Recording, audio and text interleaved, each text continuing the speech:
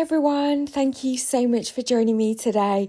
So in today's card making video, we're going to be playing with layering stencils, and I'm going to be using this Gardenia layering stencil set from Lisa Horton Crafts along with the coordinating embossing folder, but you could really use any layering stencil set that you've got in your stash.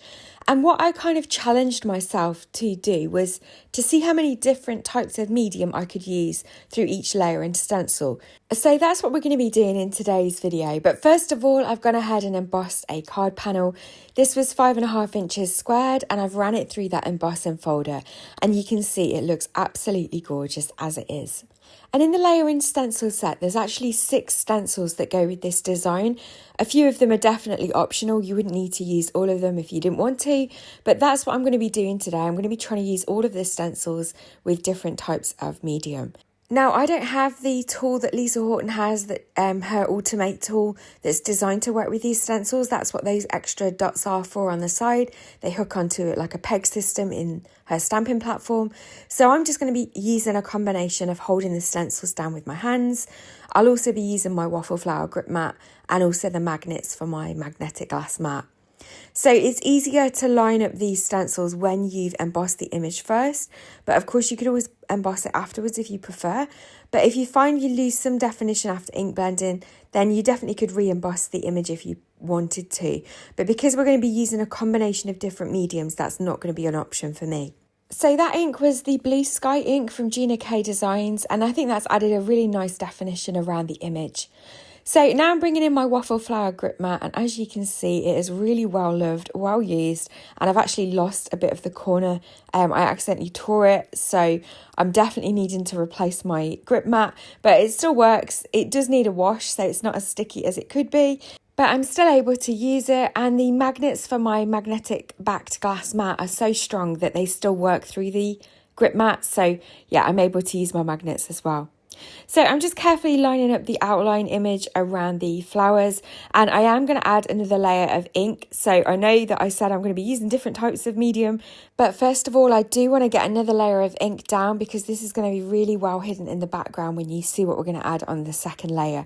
So this is a layering ink from Gina Designs. It's the Light Orchid, a really gorgeous kind of pinky purple, and I'm just making sure that I can add a little bit of darker ink around the edges of the stencil and on some of the raised areas, just so that there's a little bit of definition to the image. So once I've added that ink layer, I'm going to add a layer of embossing powder. So that is the pink Sapphire embossing powder from Wow Embossing. And first of all, I'm just using an anti-static powder bag. I want to make sure that I get a really crisp emboss the first time round. I don't want to have to repeat all that ink blending. So using an anti-static powder bag, just make sure that any grease from your fingers or oils or anything that you may have transferred to the card from your stencils has gone. And so I can then add the next stencil, and you can see that this is kind of like the really detailed part of the flower. So I'm just lined it up, I'm adding my magnets just to help hold it in place. Also, as you can see, there's not really a lot of this stencil on the grip mat, so having the magnets really helps just hold that down. And then I'm going to use my Wow Embossing ink pad with a blending brush.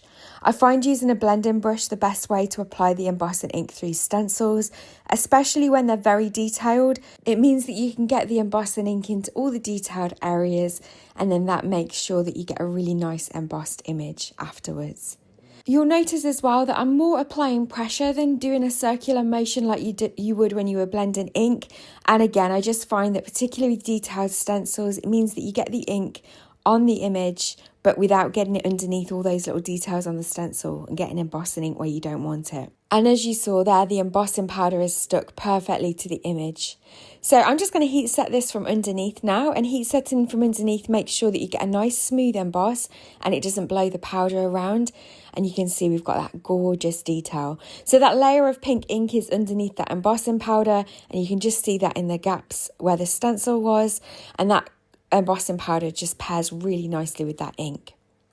So for the leaves, I'm going to add 2 different types of interference ink. First of all, I'm adding Mojito, which is a metallic ink from Lisa Horton Crafts, and then I'm going to add a interference ink on the other leaf stencil, which is going to be Summer Garden. So the interference inks look different on white and black cardstock. They've got very special properties that gives them that different look. But yeah, they're quite amazing inks to work with. Very, very unique. So these, again, although it is ink, they are two different types of medium because one is metallic and one is an interference ink. But again, I'm just using a blending brush to apply those inks. They are hybrid inks, so they're a blend of pigment and dye. And then they've got that gorgeous shimmer in them as well. And you can really see here how the design is starting to come together. So we've got normal dye ink, we've got metallic inks, we've got embossing powder. And so for the next layer, I'm going to add some icicle texture paste. So this was a glitter paste from Craft Stash. I don't think it's available anymore, but any plain glitter paste will work absolutely fine for this. And if you've got coloured glitter paste in your stash, then you could use that instead. I'm going to create my own coloured paste today using some shimmer powder. So I've got this Falling Leaves Nuvo shimmer powder that I'm going to add to the paste. So I'm just going to add a few taps. I'm going to mix it together with my palette knife, and then that's going to give that glitter paste that colour of green, and then I can spread that through this next layering stencil. So this next stencil really just adds kind of like the detail on the leaves. It adds all that kind of vein detail. And so that's just going to add a really nice fun effect as well. I do end up just holding it down with my fingers with the stencil because there is a little bit of warping from the heat embossing. Not much, but enough that I just want to be careful the stencil lines up. And then there you go. It looks absolutely beautiful. Before we could add this layer though, I did set it aside to dry. I left it for a few hours, and now I'm coming in with some Tacky when dry gel medium. This is from the Crafters Workshop. I use it quite a lot in my videos. I absolutely love the stuff. But we're going to apply some glitter today with it. So I'm just carefully adding it through the stencil. I only want it on the flowers. It just adds that extra detail. And then when it's dry, as it is now, you can see it's gone clear. So again, I did leave that for a couple of hours.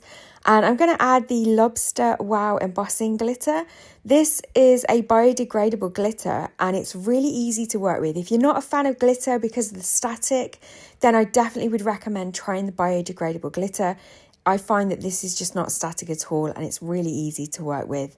I'm going to pop the excess back in the pot. So it's always good to work on a piece of copy paper so that you can do this. And then I'm just going to use my finger to burnish all of that glitter in and make sure it's nice and stuck to the Tacky when dry gel medium. Tap off the excess, and I'm just going to use a little paintbrush just to remove any of the little specks of glitter that are where I don't want it.